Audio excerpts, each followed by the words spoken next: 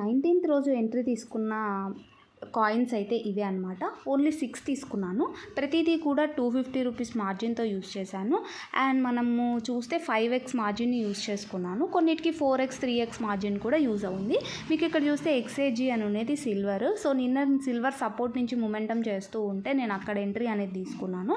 So ఓవరాల్గా ఈ positions అన్నీ కూడా టార్గెట్ అండ్ స్టాప్ లాస్తో ఉన్నాయి. ఇవన్నీ కనుక మనకు టార్గెట్ హిట్ అయిపోతే 1100 రూపీస్ ప్రాఫిట్ వస్తుంది. ఒకవేళ మనకి స్టాప్ లాసెస్ హిట్ అయ్యాయి అని అంటే 200 to 300 రూపీస్ లాస్ అనేది వస్తుంది అంతే. సో 1:2 1:3 రిస్క్ అండ్ రివార్డ్ రేషియోలో మనం ఇవన్నీ తీసుకున్నాము.